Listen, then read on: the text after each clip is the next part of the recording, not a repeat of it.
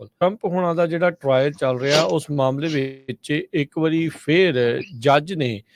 ਜਿਹੜੀ ਆ ਉਹ ਚੇਤਾਵਨੀ ਦਿੱਤੀ ਹੈ ਸਾਬਕਾ ਰਾਸ਼ਟਰਪਤੀ ਟਰੰਪ ਨੂੰ ਵੀ ਜਿਹੜਾ ਗੈਗ ਆਰਡਰ ਆ ਉਸ ਨੂੰ ਤੁਸੀਂ 10ਵੀਂ ਵਾਰ ਵਾਇਲੇਟ ਕੀਤਾ ਹੈ, ਉਸ ਦੀ ਉਲੰਘਣਾ ਕੀਤੀ ਆ ਤੇ ਜੇ ਦੁਬਾਰਾ ਇਦਾਂ ਹੋਇਆ ਤਾਂ ਤੁਹਾਨੂੰ ਸਲਾਖਾਂ ਦੇ ਪਿੱਛੇ ਜੇਲ੍ਹ ਵਿੱਚ ਜਿਹੜਾ ਉਹ ਸੁੱਟਿਆ ਜਾ ਸਕਦਾ ਆ। ਇਹ ਹਾਸ਼ਮਨੀ ਜਿਹੜਾ ਟਰਾਇਲ ਆ ਉਸ ਬਾਬਤ ਜੱਜ ਦੇ ਦੁਆਰਾ ਇੱਕ ਗੈਗ ਆਰਡਰ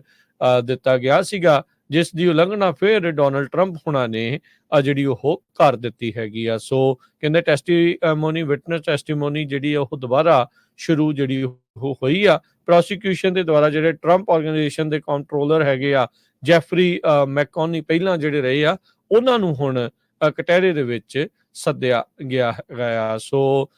ਮਾਈਕਲ ਕੋਹਨ ਜਿਹੜਾ ਇਹਨਾਂ ਦਾ ਵਕੀਲ ਰਿਹਾ ਆ, ਉਹਦੇ ਦੁਆਰਾ ਜਿਹੜੀ ਸਟੋਰਮੀ ਡੈਨੀਅਲਸ ਨੂੰ ਮਨੀ ਦਿੱਤੀ ਗਈ ਸੀਗੀ ਇਹਨਾਂ ਦੇ ਇਲੈਕਸ਼ਨ ਲੜਨ ਤੋਂ ਪਹਿਲਾਂ ਜਿਹੜਾ ਇਹਨਾਂ ਦਾ ਅਫੇਅਰ ਸੀਗਾ ਉਸ ਪੌਰਨ ਸਟਾਰ ਦੇ ਨਾਲ, ਉਸ ਨੂੰ ਗੱਲ ਨੂੰ ਦੱਬਣ ਦੇ ਲਈ ਉਸ ਦੇ ਨਾਲ NDA ਸਾਈਨ ਕਰਨ ਦੇ ਲਈ ਜਿਹੜੀ ਚੁੱਪ ਚੁਪੀਤੇ ਮਨੀ ਦਿੱਤੀ ਗਈ ਸੀ, ਉਹ ਸਾਰਾ ਜਿਹੜਾ ਮਾਮਲਾ ਆ ਉਹ ਬਣਿਆ ਪਿਆ ਆ।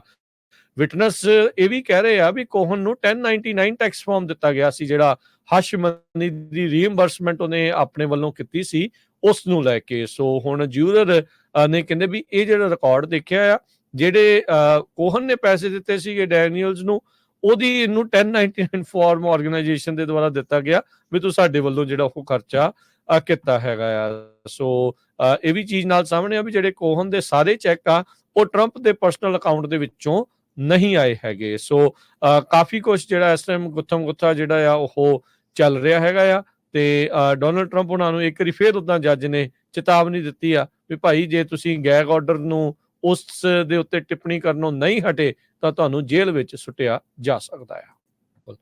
ਅਗਲੀ ਜਿਹੜੀ ਖਬਰ ਕਰਦੇ ਜਾਈਏ, ਟਰੰਪ ਹੁਣਾਂ ਦਾ ਜਿਹੜਾ ਟਰਾਇਲ ਚੱਲ ਰਿਹਾ ਉਸ ਮਾਮਲੇ ਵਿੱਚ ਇੱਕ ਵਾਰੀ ਫੇਰ ਜੱਜ ਨੇ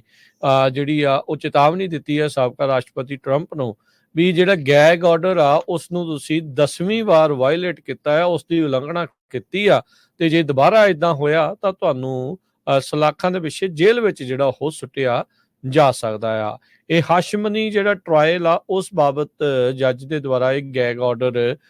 ਦਿੱਤਾ ਗਿਆ ਸੀਗਾ, ਜਿਸ ਦੀ ਉਲੰਘਣਾ ਫਿਰ ਡੋਨਲਡ ਟਰੰਪ ਹੁਣਾਂ ਨੇ ਜਿਹੜੀ ਉਹ ਕਰ ਦਿੱਤੀ ਹੈਗੀ ਆ। ਸੋ ਕਹਿੰਦੇ ਟੈਸਟੀਮੋਨੀ ਵਿਟਨੈਸ ਟੈਸਟੀਮੋਨੀ ਜਿਹੜੀ ਉਹ ਦੁਬਾਰਾ ਸ਼ੁਰੂ ਜਿਹੜੀ ਉਹ ਹੋਈ ਆ ਪ੍ਰੋਸੀਕਿਊਸ਼ਨ ਦੇ ਦੁਆਰਾ। ਜਿਹੜੇ ਟਰੰਪ ਆਰਗੇਨਾਈਜੇਸ਼ਨ ਦੇ ਕੰਟਰੋਲਰ ਹੈਗੇ ਆ ਜੈਫਰੀ ਮੈਕੋਨੀ ਪਹਿਲਾਂ ਜਿਹੜੇ ਰਹੇ ਆ, ਉਹਨਾਂ ਨੂੰ ਹੁਣ ਕਟਹਿਰੇ ਦੇ ਵਿੱਚ ਸੱਦਿਆ ਗਿਆ ਹੈਗਾ। ਸੋ ਮਾਈਕਲ ਕੋਹਨ ਜਿਹੜਾ ਇਹਨਾਂ ਦਾ ਵਕੀਲ ਰਿਹਾ ਆ, ਉਹਦੇ ਦੁਆਰਾ ਜਿਹੜੀ ਸਟੋਰਮੀ ਡੈਨੀਅਲਸ ਨੂੰ ਮਨੀ ਦਿੱਤੀ ਗਈ ਸੀਗੀ ਇਹਨਾਂ ਦੇ ਇਲੈਕਸ਼ਨ ਲੜਨ ਤੋਂ ਪਹਿਲਾਂ ਜਿਹੜਾ ਇਹਨਾਂ ਦਾ ਅਫੇਅਰ ਸੀਗਾ ਉਸ ਪੌਰਨ ਸਟਾਰ ਦੇ ਨਾਲ, ਉਸ ਨੂੰ ਗੱਲ ਨੂੰ ਦੱਬਣ ਦੇ ਲਈ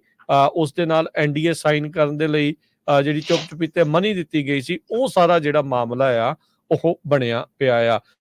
ਵਿਟਨੈਸ ਇਹ ਵੀ ਕਹਿ ਰਹੇ ਆ ਵੀ ਕੋਹਨ ਨੂੰ 1099 ਟੈਕਸ ਫਾਰਮ ਦਿੱਤਾ ਗਿਆ ਸੀ, ਜਿਹੜਾ ਹਸ਼ ਮਨੀ ਦੀ ਰੀਇੰਬਰਸਮੈਂਟ ਉਹਨੇ ਆਪਣੇ ਵੱਲੋਂ ਕੀਤੀ ਸੀ ਉਸ ਨੂੰ ਲੈ ਕੇ। ਸੋ ਹੁਣ ਜਿਊਰਰ ਨੇ ਕਹਿੰਦੇ ਵੀ ਇਹ ਜਿਹੜਾ ਰਿਕਾਰਡ ਦੇਖਿਆ ਆ, ਜਿਹੜੇ ਕੋਹਨ ਨੇ ਪੈਸੇ ਦਿੱਤੇ ਸੀਗੇ ਡੈਨੀਅਲਸ ਨੂੰ, ਉਹਦੀ ਇਹਨੂੰ 1099 ਫਾਰਮ ਆਰਗੇਨਾਈਜੇਸ਼ਨ ਦੇ ਦੁਆਰਾ ਦਿੱਤਾ ਗਿਆ ਵੀ ਤੂੰ ਸਾਡੇ ਵੱਲੋਂ ਜਿਹੜਾ ਉਹ ਖਰਚਾ ਕੀਤਾ ਹੈਗਾ ਆ। ਸੋ ਇਹ ਵੀ ਚੀਜ਼ ਨਾਲ ਸਾਹਮਣੇ ਆ ਵੀ ਜਿਹੜੇ ਕੋਹਨ ਦੇ ਸਾਰੇ ਚੈੱਕ ਆ ਉਹ ਟਰੰਪ ਦੇ ਪਰਸਨਲ ਅਕਾਊਂਟ ਦੇ ਵਿੱਚੋਂ ਨਹੀਂ ਆਏ ਹੈਗੇ। ਸੋ ਕਾਫੀ ਕੁਛ ਜਿਹੜਾ ਇਸ ਟਾਈਮ ਗੁੱਥਮ ਗੁੱਥਾ ਜਿਹੜਾ ਆ ਉਹ ਚੱਲ ਰਿਹਾ ਹੈਗਾ ਆ ਤੇ ਡੋਨਲਡ ਟਰੰਪ ਉਹਨਾਂ ਨੂੰ ਇੱਕ ਵਾਰੀ ਫੇਰ ਉਦਾਂ ਜੱਜ ਨੇ ਚੇਤਾਵਨੀ ਦਿੱਤੀ ਆ ਵੀ ਭਾਈ ਜੇ ਤੁਸੀਂ ਗੈਗ ਆਰਡਰ ਨੂੰ ਉਸ ਦੇ ਉੱਤੇ ਟਿੱਪਣੀ ਕਰਨੋਂ ਨਹੀਂ ਹਟੇ ਤਾਂ ਤੁਹਾਨੂੰ ਜੇਲ੍ਹ ਵਿੱਚ